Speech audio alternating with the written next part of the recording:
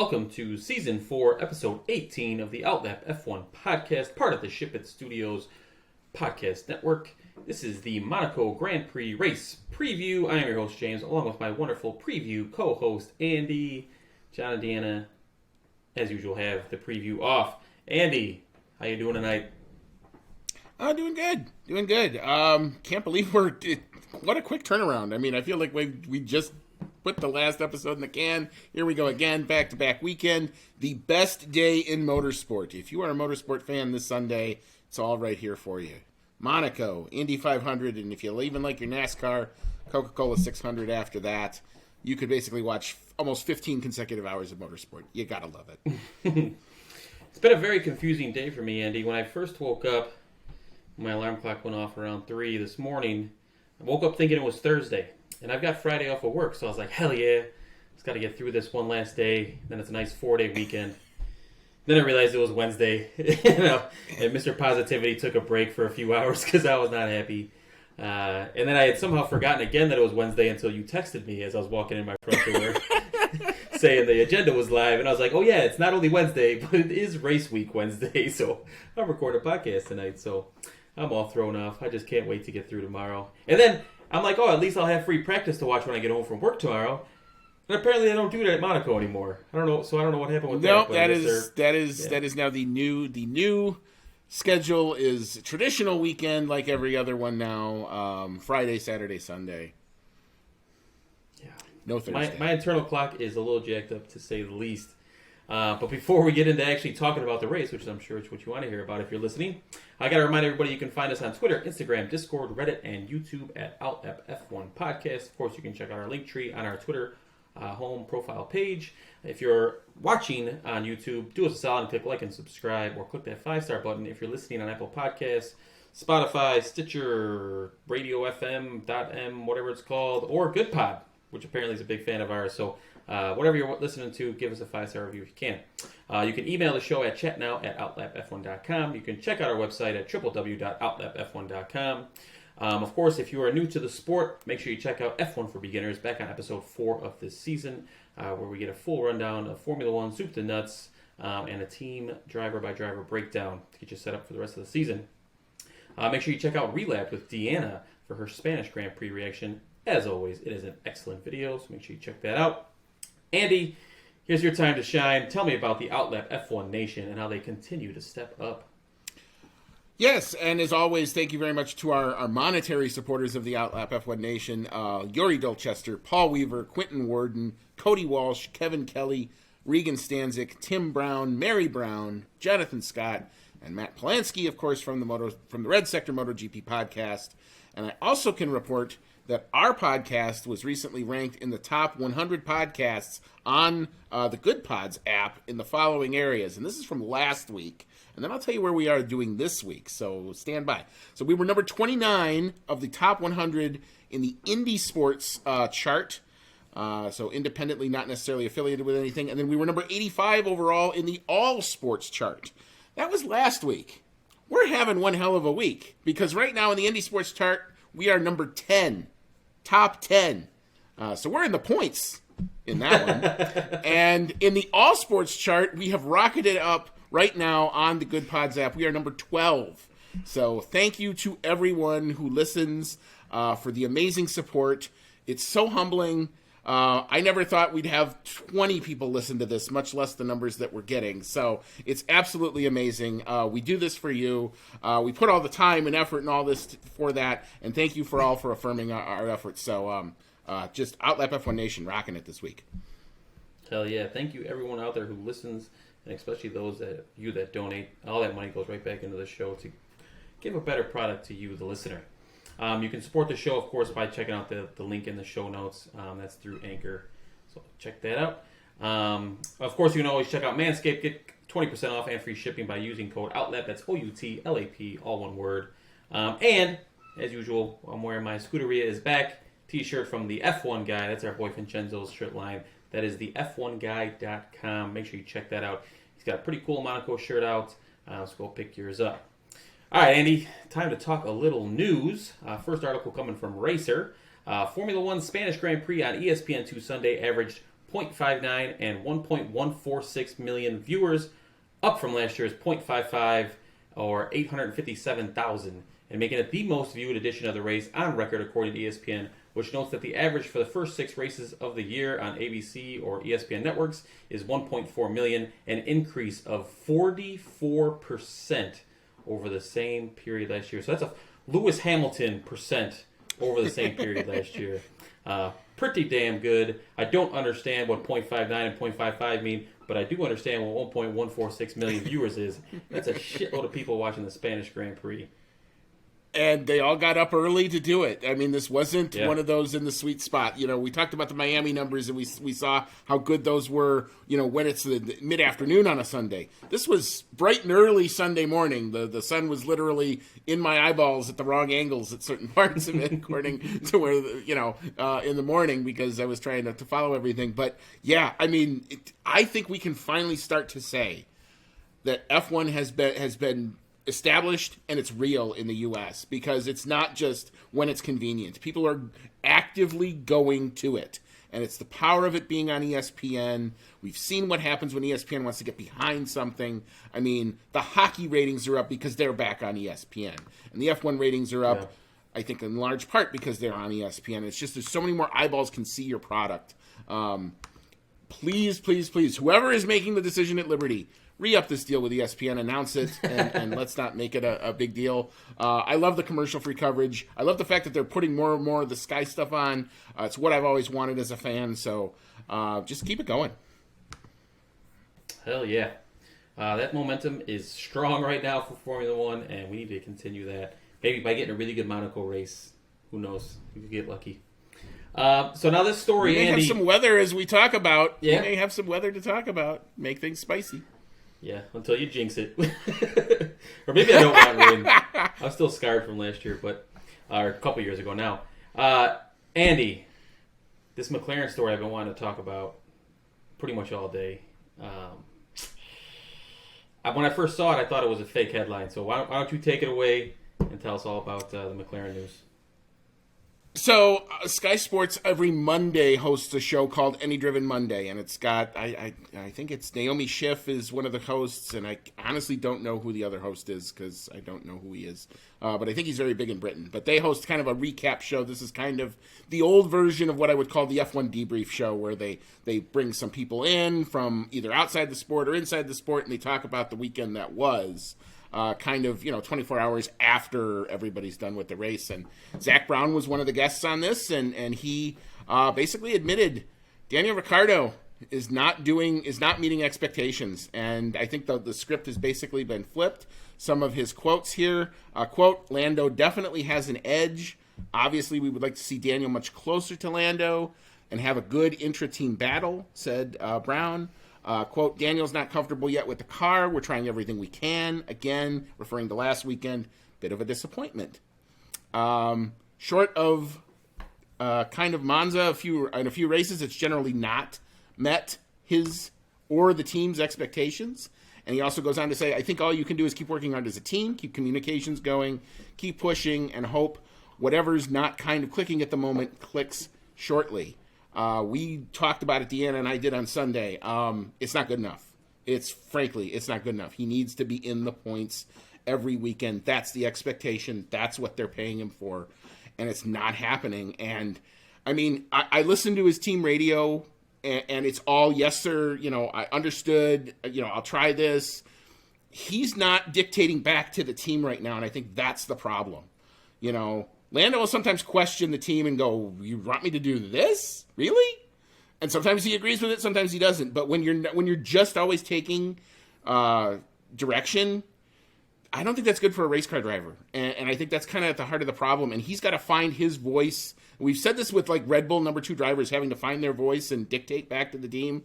Daniel Ricciardo, if he wants to make this McLaren deal work, I think he still can, but he's got to find his voice and he's got to push. He's got to push. It's got to start now because that seat is just getting hotter and hotter and hotter. Yeah, that's a really good point, Andy. And I wonder if it's like a confidence thing for him right now with where he's kind of been struggling, and then it kind of compounds on itself. And, he probably starting to question himself, which then he can't really question the team, I'd imagine. I mean, he's had a few good races, one really good race last year in Monza, but overall the body of work is not where McLaren wants it to be. They're trying to go up the ladder of the constructor standings. And they didn't put out the best car this year, but Lando's getting it done with tonsillitis, and Ricciardo's just kind of struggling at the back of the field. So pretty wild to see. But a question I have for you, Andy, if you take any driver on the current grid or like any of the top prospects we hear a bunch about possibly jumping up to F1, who would be your dream driver to pair with Lando for next season? And maybe it's Danny Ricciardo. Ooh. Like in any scenario, like if I could put any driver in the other seat right now and they would want to do it. Realistically. I mean, hell, give me George Russell. Give me George Russell. Because I think of the current crop, I would rather go young. I think that dude's got the biggest potential, which is what I think McLaren need. They need drivers with a lot of potential to come into it because the plan is always... Really, the ultimate plan, I think, is for them to want to be contending and at the sharp end of the grid in 2024, I think. So that's 2 years. At that point, George is going to be right in his prime. Lando will be right in his prime. That would be a Lando-George lineup, an all-British lineup, would be a hell of a thing. The other name that I'm going to throw in there, just because I'm an American and I love this kid, is Colton Herta. Let that happen. Okay. Let's see that happen. Let's a Herta-Lando lineup. I'd be watching all the time. All the time. As if you weren't going to be. Not that I don't already. All right. Yeah, I was interested to see if you say Herta or not. George Russell would be an awesome pick. Although you might be able to get Leclerc or Sainz after Ferrari brings up Schumacher, right? That is a long-standing debate. We know it's not happening for at least another 2 years. Mick needs to score a point before I think we can put him in the Ferrari seats. Yeah. I don't want to turn this into Mick Schumacher bashing, but I'm feeling pretty good. I feel really bad for him because he's had good opportunities, and I think it's going to come. I think it will come this season for sure. I agree. All right, so next story up, Christian Horner, fan favorite. He says F1 teams could have to miss races to meet the budget cap. So he wants FIA to intervene to increase the cost cap this year. So the next chapter in the ongoing, or this is basically the next chapter in the ongoing squabble between the teams and the FIA. Add this into the fight about jewelry, underwear, and sprint races. Horner's crime broke a little bit. Blaming inflation across the globe, messing with supply chains and some of the costs they have of moving equipment around. So what are your thoughts on this overall, Andy? And would you agree with a potential increase? I'm wondering if this is... I can't decide if this is posturing. I think that's probably ultimately what it is. It sounds like posturing. If we actually had potential for teams missing races, I don't think we'd be seeing team valuations as high as they are, and Andretti would have bought Alfa Romeo last year. I think this is a deeper, again, public face of the deeper fight between the teams, Liberty, and the FIA. And I think it kind of goes back to... that sprint race thing. The teams are pissed that didn't just go through. And the FIA is dug in, and they've dug in on this jewelry story. They've dug in on this underwear thing. So it's going to be interesting to see kind of how this plays out. This is the fight on track. This is the fight off track. Where we go, how we do. Because the teams are getting kind of ticked off at the FIA, and the FIA needs the money from Formula One to really operate. So... They're better together, but right now they're not good bedfellows, and that's going to be an interesting thing to follow. Yeah, as far as like the idea of raising the cost cap, I'm pretty solidly against it. I know Horner mentions that there's multiple teams that could potentially miss races, but Horner's known to say some things, blurring the lines a little bit. So I think he's partially just talking out of his ass and kind of playing politics early on in case it comes to that. Realizing now that the logistics part of moving the team and all the equipment and stuff is coming against the cost cap. I didn't realize that coming into this article, but that part kind of sucks, I guess, because there are fluctuations in that you can't control as a team. However, that kind of brings a wild card into the situation at the same time and then causes teams to plan for those sorts of things and be prepared for those sort of things. which I think the smaller budget teams are used to being more dynamic like that. So that could be an advantage for them, which is another thing for me. Want some parity. Obviously, we don't want teams missing races. I think that's a bit extreme. I don't really see that as being a possibility as of right now. But yeah, maybe that means Red Bull has to slow down development a little bit to save some money just in case, which I don't mind hearing that or thinking about that happening because they're winning the development war right now. So maybe that's what he's posturing towards. But yeah, I wouldn't be okay with increasing the budget cap, especially mid-season like this. Yeah, I mean, if you hear Mercedes, Red Bull, or even Ferrari to a certain extent complaining about trying to raise the cost cap, it's because they didn't budget right. Yeah. and I think, and this is something that, you know, I don't want to say, I don't want to reignite the IndyCar versus F1, but IndyCar teams have to deal with this all the time because they have to run on a budget. You know, now the parts are not nearly as expensive, but it's because they've all kind of agreed, well, the development race isn't as important as all of us making money and being sustainable. So this is the crossroads. This is we knew at some point this was going to start to bite some of these teams. It's interesting that Christian Horner is the first one to step up about or to speak out about it. Let's put it that way. All right, moving on to the next story. We have Ferrari's F1 stars Charles Leclerc and Carlos Sainz will be voicing roles in Toy Story's new film Lightyear, right? It's just called Lightyear, not Buzz Lightyear. Yep. But Sainz will be Buzz Lightyear in the Spanish version, and Leclerc will be Buzz Lightyear in the French version. So big step forward for Ferrari. Pretty awesome to see this collaboration. We kind of got that teaser, was it yesterday, day before, on Twitter, kind of showing, I think it was Leclerc walking as the Buzz Lightyear music. Yeah, being in the studio. Yeah, pretty cool deal. Yeah, I mean, who would have thought? I mean, this is, I think, the evolution of Ferrari, who for so many years never even had really a working social media account or any sort of marketing presence other than, aren't the cars beautiful? Which they are. Let's be honest. They're beautiful cars. I'm not going to lie. But it's nice to see them letting their drivers do this. You know, they're not as, they've kind of let their hair down a little bit. Maybe Matia's taking the glasses off and let people see his eyeballs. I don't know. But, yeah, no, this is a positive story for Ferrari. It will help their marketing tremendously. Obviously, Carlos and Charles, I think, are two of the more marketable assets in the Ferrari portfolio. So why not do some good with it? And hopefully, you know, kids will associate. They'll know who Charles Leclerc is, and kids will know who Carlos Sainz is that much earlier. You know, get the new fans in early. Yeah, and I'm actually pretty excited for the movie, to be honest. It looks pretty cool. I think Toy Story came out probably like the mid-90s. Pixar, Toy Story and Pixar have always been, like, even if you're an adult, it's a fun movie to go see, even as an adult, because there's enough in there for you, too. Yeah, I think I was probably about 8 when the first one came out. So I was really into it at the time, and then, like, now it's fun to watch it with, you know, nieces and nephews to go back and watch it again. It's a pretty good movie. Mm-hmm. So I'm actually excited for the Lightyear movie, so probably have to check that out. Unfortunately, I won't be able to hear Sainz or Leclerc because I won't know what the hell's going on.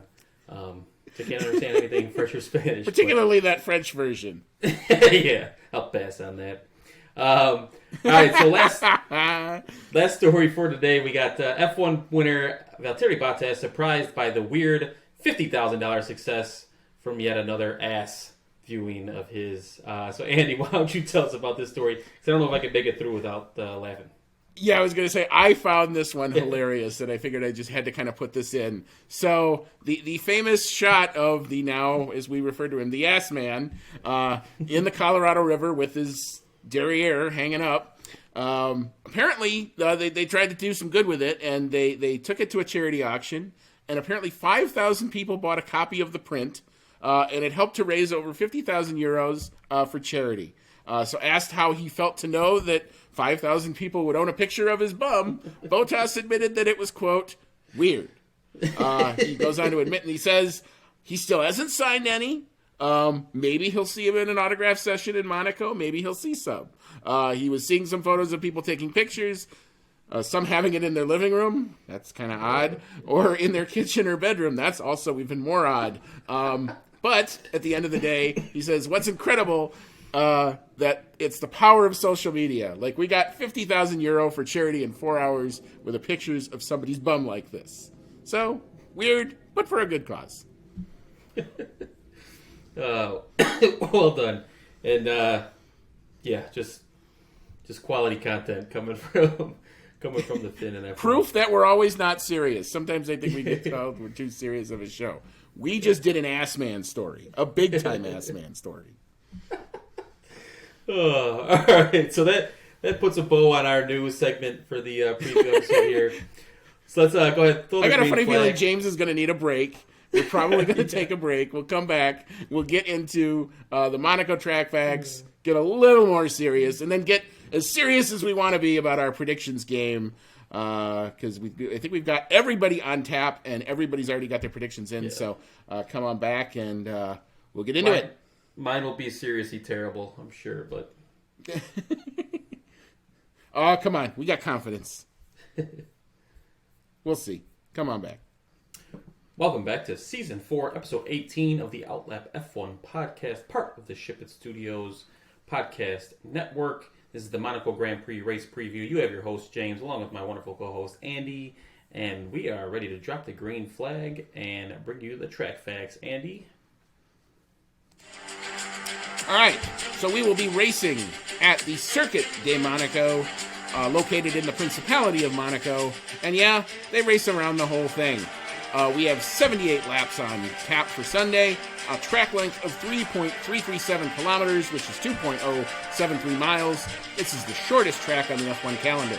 Our tire selection this weekend will be the C3, the C4, and the C5. So 180 degrees different from what we had from last week. These are the softest in the Pirelli range. Our track characteristics. Traction is rated at 5 out of 5. Braking 2 out of 5. Lateral load and tire stress and asphalt grip and asphalt abrasion, all a 1 out of 5. Track evolution is expected to be 5 out of 5. And so is the downforce, a 5 out of 5. James, tell us about our qualifying and race lap records. Yeah, we actually have some of those this week, and that in the current configuration is 1 minute and 10.166 seconds by Lewis Hamilton back in 2019 in the Silver Arrow Mercedes. The race lap record, also Lewis Hamilton, but this from 2021 with 1 minute 12.909. Currently, most wins, Ayrton Senna should be a surprise to nobody with 6. Graham Hill, Michael Schumacher tied with 5. Alan Prost with 4. And they got Moss, Stewart, Rosberg, and Hamilton all tied at 3 apiece. Most constructor wins, Andy McLaren with 15. Used to saying Ferrari for that one, but Ferrari's in second with only 10. Mercedes in third with 8. Lotus with 7, and BRM with 5. Andy, why don't you tell us what the circuit is like? So, incredibly narrow and very iconic. Nelson Piquet memorably described driving around Monaco as, quote, like riding a bicycle around your living room, which is pretty fair. Despite that, it's a challenge that nearly all the drivers love, forcing them to put their skills on the line and rewarding millimetric accuracy. And that will be on tap for sure on Saturday. Overtaking on the streets is a bit harder, as we've seen in recent years. However, the 2003 Grand Prix, that still takes the cake in terms of that because we had 0 overtaking maneuvers on track. As for the weather, which is expected to be, and it will play a factor this weekend, qualifying. Sunshine with some clouds, high 79. Winds out of the east at 5 to 10, so coming right off of the sea there. Chance of rain, 21%. Race day, cloudy with occasional light rain. Turning cooler, high near 70 degrees. Winds again, east-southeast, coming right off the sea again. 5 to 10. Chance of rain, 80%. So we're going to have some possibly rain-affected Sunday. That might spice things up just a little bit. But for sure, the show is going to be on Saturday. Absolutely. Qualifying in Monaco. Can't miss it. Thank you, Andy. And yes, the qualifying, especially for newer F1 fans, Saturday is usually the best part about Monaco. The qualifying is just absolutely insane, and millimetric is the perfect way to describe it because damn, they get close to that wall.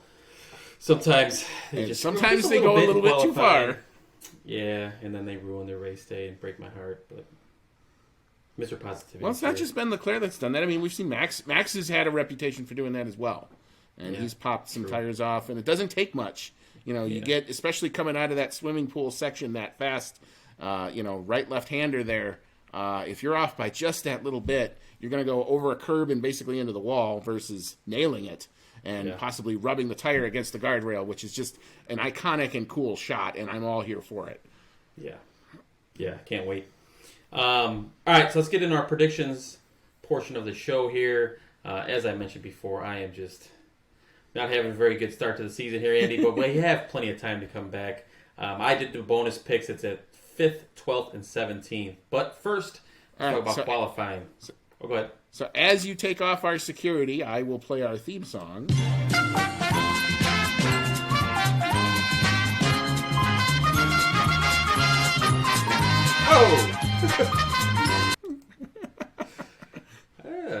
And I think we have to get the other sound effect in the queue after this. Holy buckets. Yeah. We start with the qualifying pole sitter. I don't know if this is the curse of the Outlap F1 podcast going to rear its ugly head, but weird things happen when we all agree on things. I will start with John, who's not here. It's the same for all of us. We've all independently picked Charles Leclerc to take the pole. So we will either all get a point or none of us will get that point this weekend. Damn it. That's a 4-0 sweep. I'm upset for two reasons. One, now he's definitely fucked. And two, I really thought nobody would pick him, so that me picking them could have got me a point back on all of you, but I figured revenge for Spain. I figured revenge for Spain. Yeah. But anyway, qualifying fastest lap. So we've got some difference here. John is going with a 110.999. Deanna went with a 111.100. I'm going with a 111.954. James, what you got for qualifying fastest lap? I feel like I'm learning my lesson, so I'm going slower from now on. Not as slow as you did, though, so now I'm a little bit nervous. But I've got a minute 11.326. So hopefully, three of us in the 111s. John a little tick faster. We shall see how this goes, and we do all think the qualifying will be dry. So as for our race podium, go ahead and do the reveal. Oh no! Oh no! No! We have done it again. This is not good. John is going Charles Leclerc to take the win, followed by Max Verstappen and Lewis Hamilton to take the bronze medal position. I am taking Charles Leclerc with Max Verstappen to be in second and George Russell to take the bronze medal position. Deanna is going with Charles Leclerc, followed by Max Verstappen, with Valtteri Bottas taking the bronze medal position. Wild card. James, let's hear it. Charles Leclerc winning it. Max Verstappen in second, and I got Carlos Sainz in third. Double Ferrari podium to start clawing back in the Constructors' Championship. Hopefully, but god damn it. I almost did Russell like you did, Andy, because I think that I always like it when it's three different teams on the podium because it's so rare. It's always good to see. Yeah. Dang, I like that Valtteri Bottas pick, though. That would be awesome. That would be interesting. And then that's the guy I keep saying. Don't sleep on that dude. God damn it. Yeah, he's had a very good season. Good start to the season. I don't even know if I want to watch this weekend now because it's going to go so horribly wrong. Oh. Well, we're either all going to be really happy or we're just going to say, well, those predictions, I hope we're all just slump busters for Charles here. That's awful. All right, let's move on. Well, believe it or not, it's actually the story. I actually would root for him to win. I want to see the local kid win, especially after last year. It would actually be a feel-good story, so I'm actually pulling for it. And I never said I would ever pull for anybody in a red car, but there I go. I have a feeling John chose him strictly out of spite and to try and screw him over more, but... All right, so our fastest lap and the driver. Let's see if we have done this again.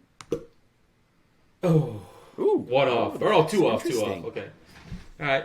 Some interesting choices there. Maybe some hedging going on. So John, he's just on the Leclerc train. He's got Charles Leclerc at a minute 20.001, so he's seeing a wet race there.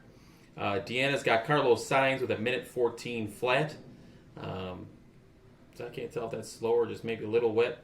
Probably just slow. I've got Max Verstappen with the fastest lap at a minute 13.711.